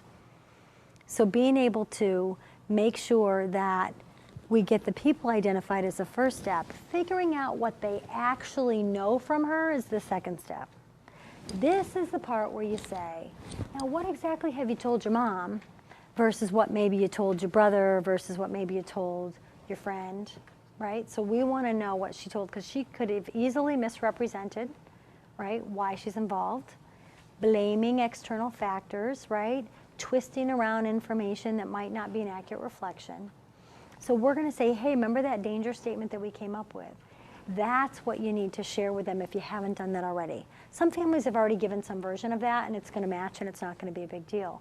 Many of our families have not said exactly the same thing, right? Or they, like us, use the word suicide attempt instead of saying turn the gas on the stove at home when, you know what I mean, when the kids were there. So we want to help them understand that the bottom line for safety, right, is not changed. We hold the bottom line, it doesn't move. We have to see certain things in place in order to feel comfortable either returning a child home or safely closing the case. And that the network people have to know our view, not just mom's perspective. They have to get the agency and the professional's perspective about what's happened in the past and understand the worries that professionals have about what might happen in the future. And that's the key, that we have to convince the parent that this is what they need to know and that we don't want them to hear it from us. They're their people. We want them to hear it from them as a parent. So they have to take responsibility for sharing that information with all the potential people for the safety network prior to the first meeting. When you call up to invite all these people, that's what we want you to share with them. So when they come to the table, we know we're all starting on the same playing field. Questions about that? Does it make sense? Okay. So what happens family that after all this, they say, there's nobody for me. There's just nobody for me. We I haven't don't know had who that. to We get. literally haven't had that happen yet. I mean, you guys, I'm not even kidding you. The average American family has over 200 adults in its family system over the age of 21, on average. So it's reminding them who they've shut out of their life, who they've been estranged from because of their behavior, who they've chosen to alienate themselves from, and getting them there. Now, proximity can be an issue. We had one family where their closest family members were states away or in Mexico. Excuse me. So we had to have a conversation about, are we going to have people join by conference call? Who can join in person? Is people willing to fly here? And that has happened in some circumstances. The couple with the parents in Wisconsin, we waited till their family could come out from Wisconsin. Paternal, dad's side of the family came as well. And it was really helpful because they hadn't met each other. The couple hadn't been together, I think it had been like 6 years, and because they lived so far away, they hadn't met yet. So being able to get somebody at the table, there's a great Minnesota case, I think it was Carver County, where the mom literally said, we just moved here. We relocated, we literally have no one here.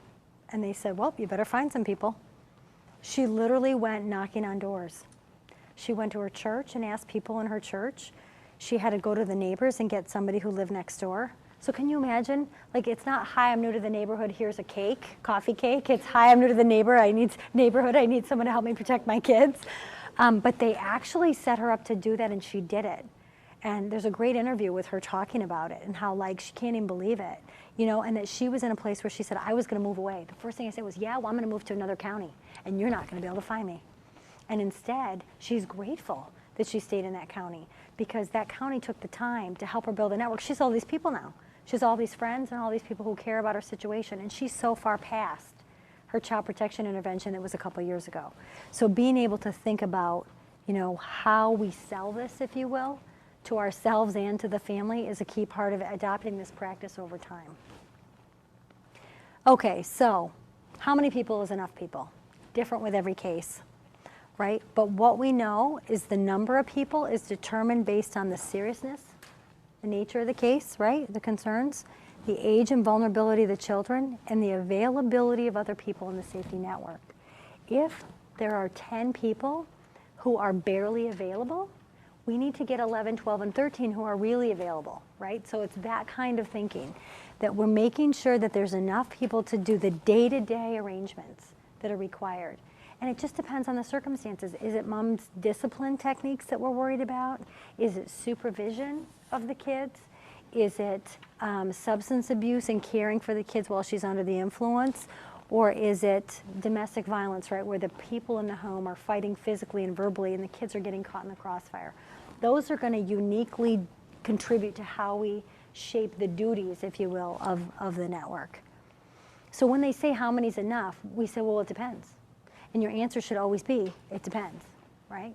Because if we give them one answer and then that works out to not be enough, we've set ourselves up for failure. So we always want to say, it depends. So at a minimum, the first thing they have to do is listen to our views. Come to the table and just hear us out. That's the only thing we're asking of the very first meeting. Once those folks are there, we want them and say, yep, we're going to help, we're going to contribute in whatever way we can.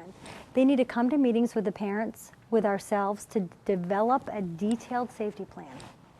And that's going to demonstrate that everybody's going to be able to help keep these kids safe. And the number of meetings to get this done could be 1 or 2, or it could be a dozen. It just depends on the case. Most of the time, it can be done in a relatively short period of time, 1 or 2 meetings.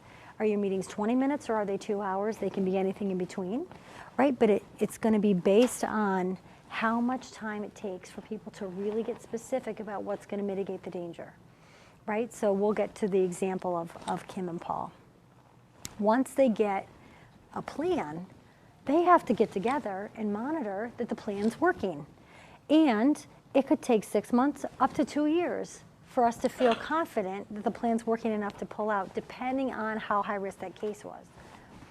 And we need to make sure that this group of people has agreed to report back to us if they think the plan isn't working. So with the little stuff, we want them to intervene for themselves. We want the network people to say to mom, hey, I notice X, Y, and Z is happening, that's against the plan. What can I do to support you? And if mom responds, fantastic.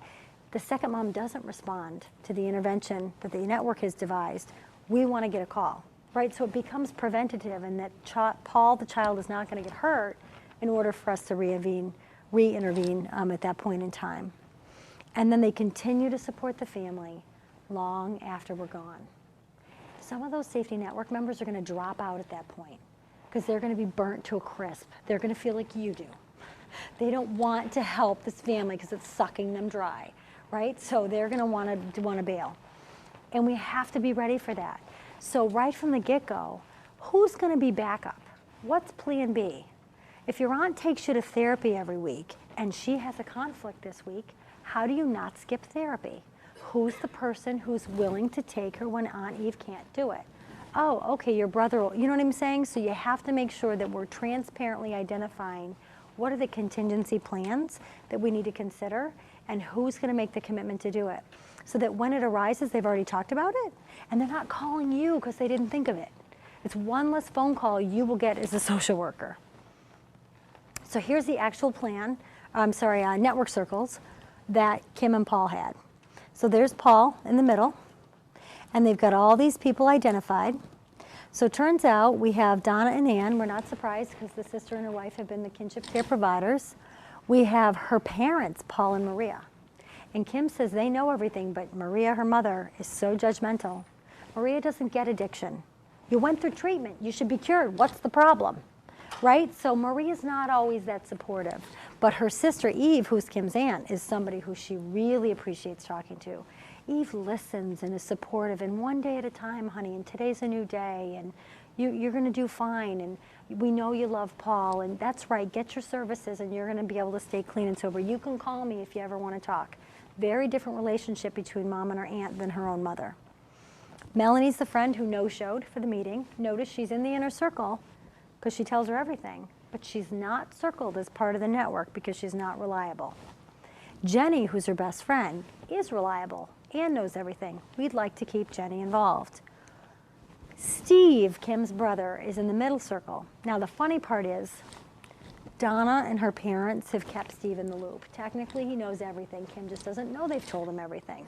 So he could be in the inner circle, but to save the family dynamic issue, we put him out here. Steve's the one, when she was asked the question by her worker, who would Paul want to have in the inner circle with you? Uncle Steve. Uncle Steve's married with kids, and he used to spend a lot of time with Paul. Take him to the zoo, go out on family fun day activities, to the beach, whatever. So Steve then comes back in. Well, what if I don't want to talk to Steve? Hey, you know what? We'll cross that bridge when we come to it, but if Steve can help contribute to Paul's well-being, you're cool with Paul and Steve getting together? Yeah, okay, that's fine. Sarah's the next door neighbor who shares a wall. Their apartments are right next to each other. Sarah didn't know the details, but she knew the police showed up in the middle of the night. So she was kind of scared. Kim was like, geez, I mean, I know Sarah knows something's up, but I don't think she knows what, and I don't think Sarah knows that I have a heroin addiction. Okay, well, are you willing to call her and tell her and share the danger statement and the safety goal and help her, understand that with her help, Paul might get to come home? And she did. And Sarah was like, are you kidding me? Anything to help a kid, I'd be happy to help. You know, Kim and I have been sort of friendly, help each other carry our groceries in. Like they had enough of a relationship that felt positive enough for Sarah to get involved at some level. What would happen now if it was a different kind of situation and that this really became antagonistic? You know, you disclose something like that with a neighbor, and now the neighbor's like, I don't want to live by you and be your neighbor anymore. Yeah, it's like, oh, you burn the house down, you're doing heroin. Yeah. I don't know. Yeah. So, I mean, I think that, to me, has some issues. It does. And so in the event that that happens, we have to cross that bridge if and when we come to it. And we hope to help them think their way through that before they even ask, right? So she felt the probability of Sarah, we scaled the question with her. What do you think Sarah's willingness, confidence, and capacity will be to help you? She rated them all high. Great. Now, there are other people who did not get rated high, who are not asked to be involved and are not circled. So we're mindful of assessing somebody's safety, like how safe would they be, and how much more likely are they going to be to actually help and do what we hope that they'll do. So each case is different. Another big thing is each of these people that are circled, we need to sign a release of information so we can have two-way communication with them. So everybody signs releases at the meeting, and we're clear about what their role is. And that's what's on the side, is just what's their role in connection to Paul and Kim. You know, just a quick and dirty jot down of that. And it's not about what they'll do, it's about their role and how they know or are connected to them. And then the what needs to happen, right, is her asking each potential member, and it's potential member until they're a member. It's voluntary, they get to choose. And then scheduling a time and a date to hold that first meeting.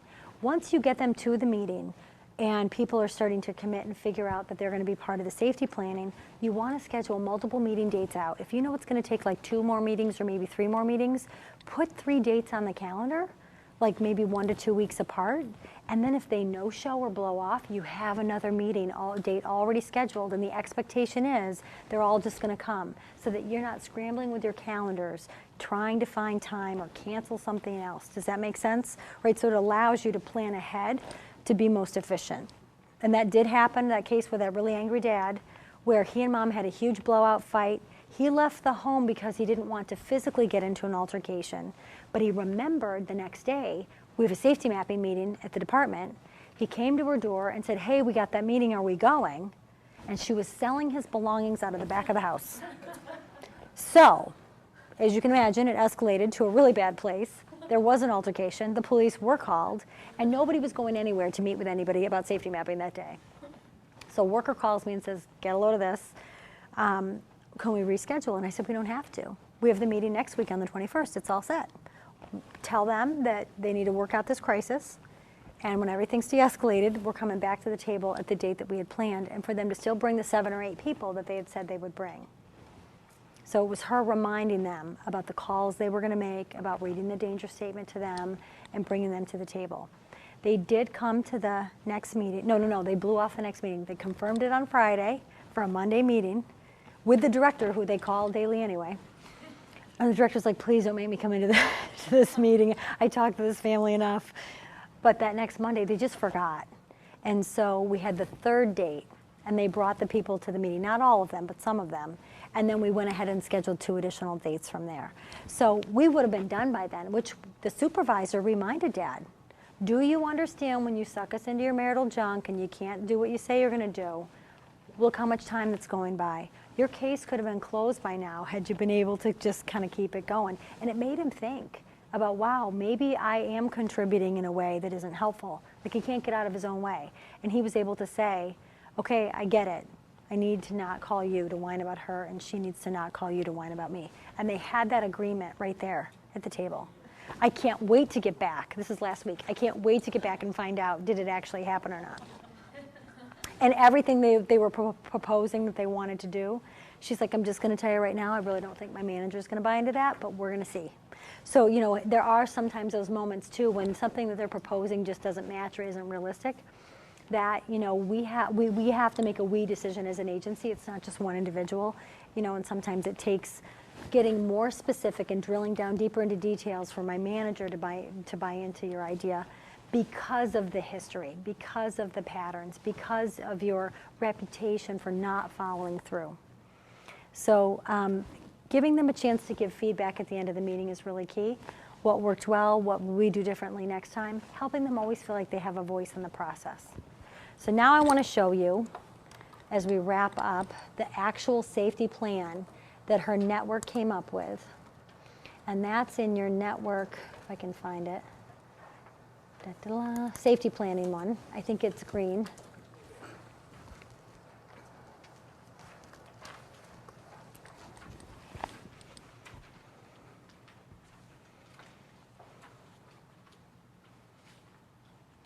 Quick pause. What's the difference between a signs of safety plan and a traditional case plan?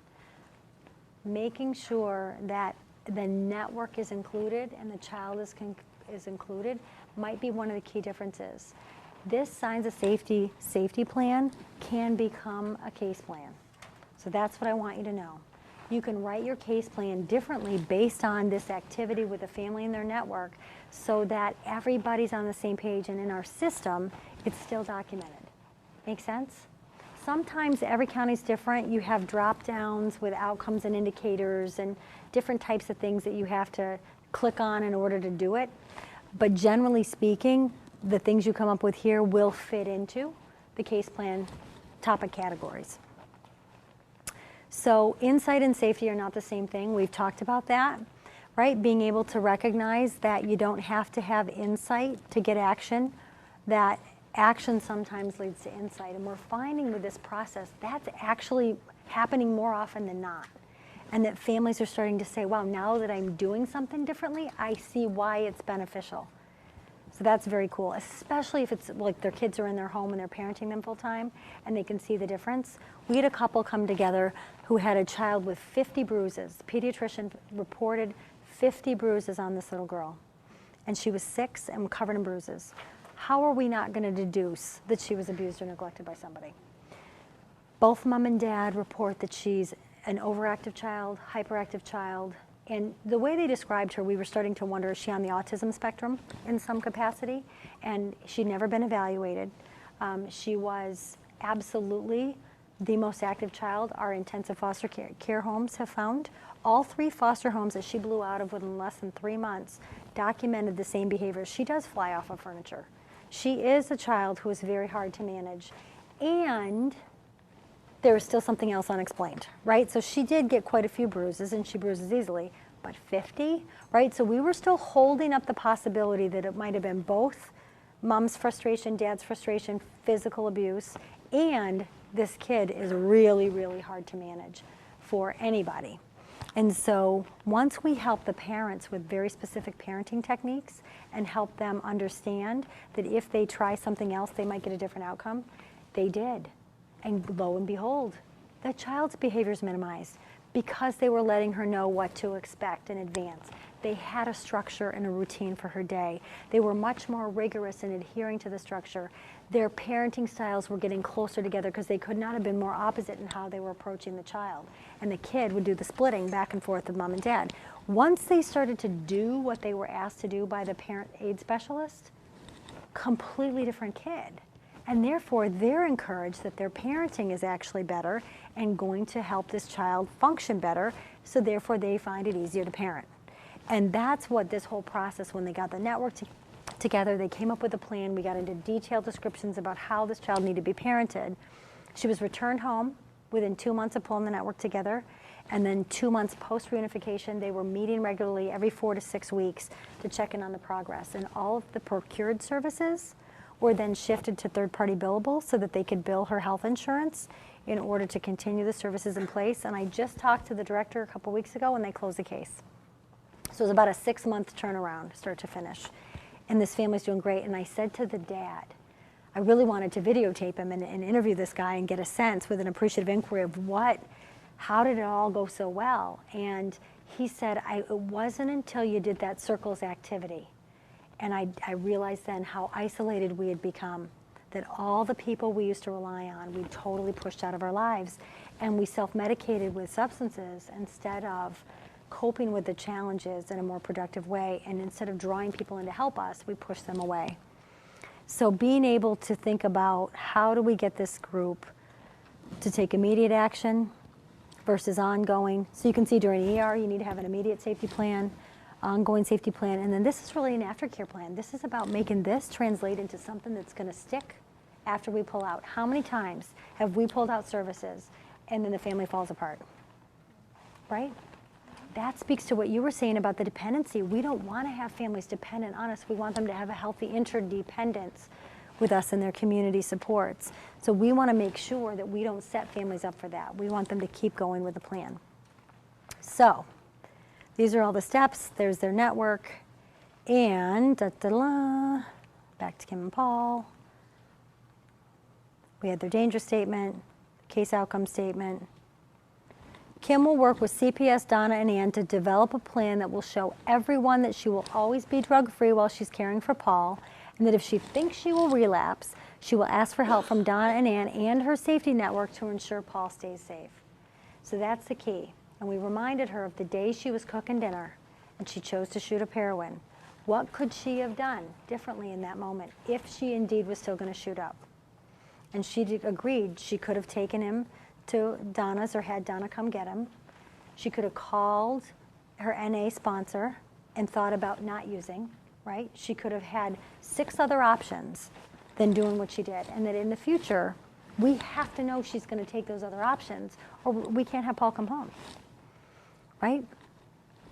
Here's their plan. Donna, Ann, Paul, Maria, that's her mom, Eve, so Paul and Maria are mom and dad, Eve's the aunt, Jenny's her best friend, all agree to be part of the network. So now we've expanded who's part of the network. She agrees to stay drug-free when she's caring for Paul. She'll begin supervised visits as we had talked about earlier, right? They agree to cancel, same stuff. If Kim feels like she's going to use, she agrees to call Donna, Ann, or Jenny. Donna, Ann, and Jenny all agree to call CPS in these instances. Mom has actually agreed to this. Mom signed a release, and Mom knows, and Jenny said, I'm your best friend, but I'm calling your social worker if you can't do this plan. That's how transparent these meetings are. And if we can't get that level of agreement, we're going to have to keep working till we do. Eve agrees to drive Kim to her individual treatment sessions with her therapist, Sam. Kim has given Sam permission to call CPS if he's worried she's using drugs again or does not come in for an appointment. This is Kim taking responsibility and telling her therapist, you can call my worker if I screw up. Jenny agrees to help Kim find a job by going along with her to interviews and filling out applications. Jenny agrees to check in with Kim at least 3 times a week to talk about how Kim's doing. How does that help you as a social worker feel better about this case? Yeah, wouldn't that be nice to know, right?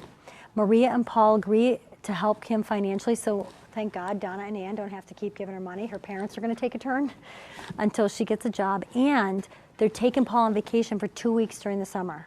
So there's 2 weeks of respite that Mom's going to be guaranteed to have during the summer when they go away for vacation. Kim agrees to give NA at least 1 more try. This has been the big battle. Social worker wanted Mom to do NA, and Mom said, no, I hate it. So they started to get creative. Maybe not this NA meeting, maybe you go this one. Well, that one I have to take a bus to get to, and maybe the people there are better. I don't know. So we finally figured out that there was an ex-boyfriend that went to the original NA meeting, and he still goes to those meetings, and she doesn't want to see him. Okay, well, if he's not a good support person, we don't really want to set her up either. Why force her to go to an NA meeting where she's going to get in trouble or get stressed out, right, if we can look at another option? By asking families to try on solutions, we get more buy-in. It's like when you go to buy a pair of shoes. How often do you buy a pair of shoes without trying them on first?